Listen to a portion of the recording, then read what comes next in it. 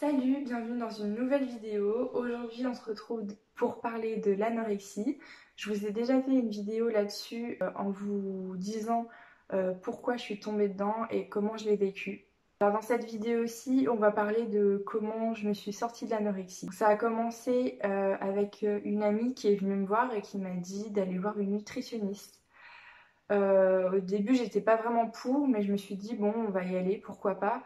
Peut-être qu'elle va m'aider à maigrir encore, parce que pour moi, je me trouvais très très grosse, hein. Je faisais 39 kilos, mais pour moi, j'étais très grosse. Je savais que je faisais 39 kilos, je savais que j'avais perdu 20 kilos, mais je me disais, il faut encore que je perde du poids, je suis trop grosse, j'avais très très honte de mon corps. Donc j'y suis allée. Et ça a été un choc parce qu'elle m'a dit tu es malade et tu es anorexique. Ça m'a fait un choc parce que je savais ce qu'était l'anorexie et je pensais pas que je l'étais. Pour moi, j'étais grosse. Euh, donc ça m'a fait très bizarre. Et elle m'a dit tu vas écrire tout ce que tu manges dans un carnet et je vais te faire un programme alimentaire avec ce que tu vas devoir manger et avec les portions. Et elle m'a dit aussi d'écrire mes émotions. Ça a été très dur pendant un mois et demi, où j'ai pas du tout écrit mes émotions parce que je ne ressentais rien, ou du moins je ne voulais pas ressentir. Donc c'était impossible pour moi d'écrire, de mettre des mots sur mes émotions. Impossible. Euh, donc j'ai le petit carnet là où j'ai écrit tous les jours ce que je mangeais et le petit programme ici de ce que je devais manger. Donc c'est vraiment pas grand chose, hein. Par exemple au déjeuner c'était crudité, viande ou poisson 100 grammes minimum, légumes cuits, féculents 2 cuillères à soupe ou du pain et un yaourt. Voilà, je vous donne un exemple.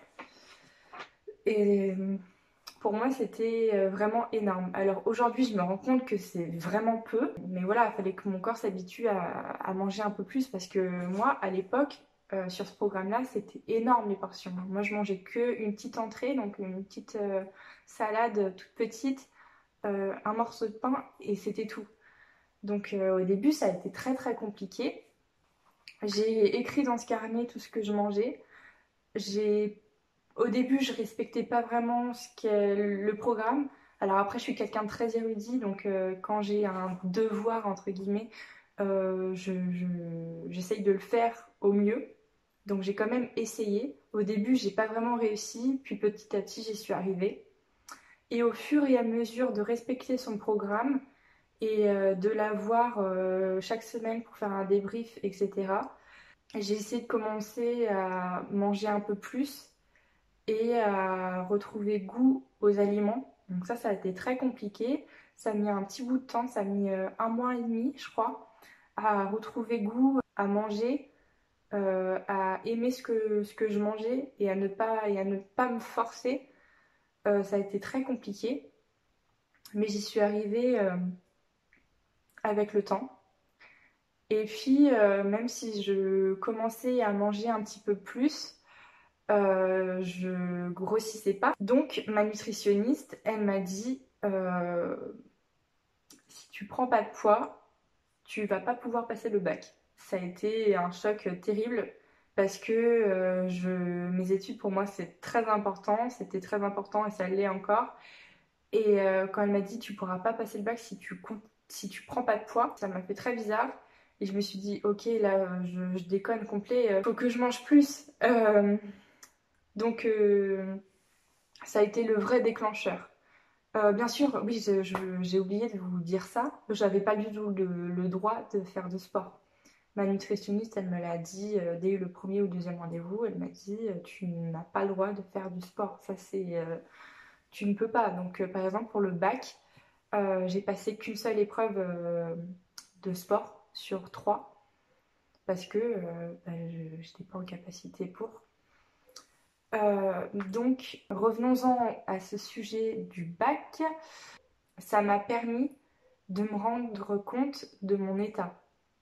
C'est-à-dire que je suis rentrée chez moi, je me suis regardée dans le miroir et je me suis fait peur parce que je me suis vue telle que j'étais Et ça m'a fait très bizarre parce que j'ai vu tous mes os sur mon corps. On voyait plus que ça, on voyait plus que mes os. Je savais que j'avais maigri parce que oui, bah, je m'habillais chez les enfants, le 34 ça m'allait même plus.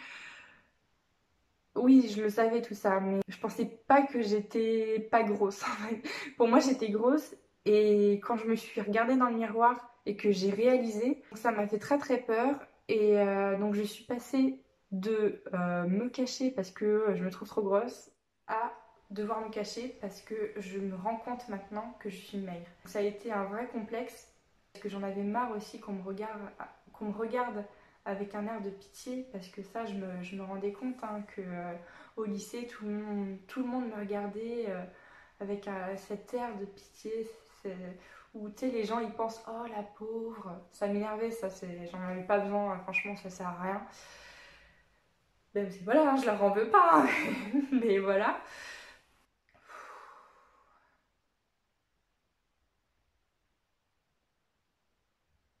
Cette vidéo est compliquée pour moi. Donc voilà, donc j'ai réalisé que j'étais très très maigre et ça m'a fait très peur. Et là, je me suis dit, il faut que je retrouve mon corps d'avant. Je me suis pas dit, faut que je reprenne du poids, faut que je grossisse, parce que ça, c'est des phrases qui font très très peur aux gens anorexiques.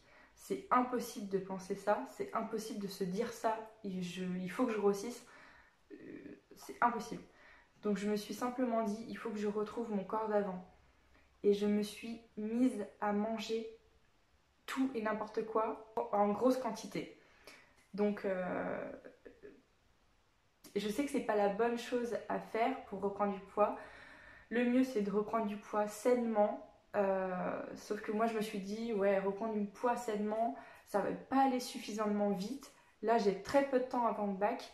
Il faut que je passe le bac, donc il faut absolument que je reprenne du poids. Donc je vais y aller par la force et je vais manger du Nutella à la cuillère. Je vais manger la moitié du pot comme ça là. Donc c'est ce que j'ai fait. J'ai mangé tous les gâteaux industriels, ce que je faisais plus depuis un an. Toutes les cochonneries possibles, je les mangeais. J'essayais de me forcer un maximum, même si j'avais pas faim, même si c'était très dur. Je révisais à côté, je mangeais, je révisais, je mangeais. C'était très très compliqué.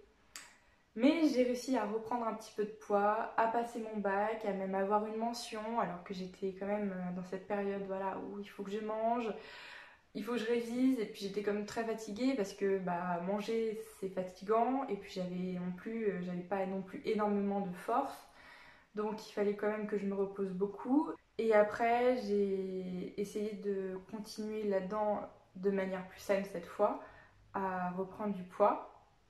J'y suis arrivée, mais il y avait des moments où je me disais oula stop, il faut que j'arrête tout, que je mange plus, que je maigrisse. Ça a été très compliqué, hein. Il y avait des périodes de rechute et des périodes où je me disais non, faut que je retrouve mon corps d'avant, et voilà, et des périodes où j'étais là non, non, faut que je maigrisse. Mais au total, j'ai fini à reprendre pas mal de poids. Donc j'ai repris mes 20 kilos. On peut dire que voilà, je ne suis plus anorexique, c'est bon. Mais il y a des choses qui restent quand même. Il y a des choses, il y a des habitudes qui me restent. Il y a d'autres habitudes qui sont parties, comme calculer toutes les calories que je mange, ça c'est parti. Mais il y a des choses qui restent, comme manger des légumes très très souvent, j'en mange quasiment à chaque repas. Je mange très très équilibré, je fais très attention à mon poids et aux choses que je mange, tout en me faisant plaisir des fois. Mais je garde quand même ce contrôle qui est quand même moins important que pendant mon anorexie, mais je suis toujours un petit peu dans le contrôle. Je le sais ça. Et il y a des choses que je ne mange plus, par exemple la viande, j'en mange très très peu maintenant. C'est une habitude de mon anorexie où je l'avais totalement éliminée. Et ben je me suis dit autant arrêter la viande ou du moins la diminuer fortement. Donc là j'en mange une fois dans la semaine quoi. Euh, et je me suis dit que c'était mieux pour les animaux, pour l'environnement, et j'en ai fait quelque chose de bénéfique. Et puis il y a tous les gâteaux industriels, j'en mange très très peu, voire quasiment jamais, en fait j'en achète pas. Le coca aussi, alors ça c'est très bizarre parce que les sodas j'en bois de temps en temps, ça m'arrive pas très souvent mais j'en bois quand même. Mais le coca, avant j'adorais ça et en fait pendant mon anorexie je me suis vraiment rendu compte que c'était n'importe quoi le coca, que c'était méga sucré, que c'était une horreur. Donc je l'ai arrêté et je trouve même plus ça bon. C'est très bizarre, je ne saurais pas vous expliquer, mais voilà. Je disais, je faisais attention à mon poids, donc je me pèse très régulièrement. J'essaye vraiment de me peser le moins souvent possible. Pendant mon anorexie, je me pesais tous les jours et maintenant, je me pèse une fois toutes les semaines. Maintenant, j'essaye vraiment de diminuer et de faire ça une fois toutes les 2 semaines parce que ça sert pas à grand chose. Mais en fait, j'ai tellement peur de perdre du poids ou d'en prendre. Je veux tellement stagner que ça me fait très peur. Donc, perdre du poids me fait peur aussi, même si. Voilà. Bref. Euh, je pense que c'est tout pour cette vidéo. J'espère que ça vous a aidé pour les gens anorexiques. J'espère que ça vous a aidé. Et pour ceux qui ne le sont pas, j'espère que ça vous a aussi aidé à comprendre ce que c'est et à comprendre ce que les gens atteints de cette maladie subissent et traversent. Voilà, bah, j'espère que cette vidéo vous a plu et je vous dis à une prochaine fois pour une prochaine vidéo.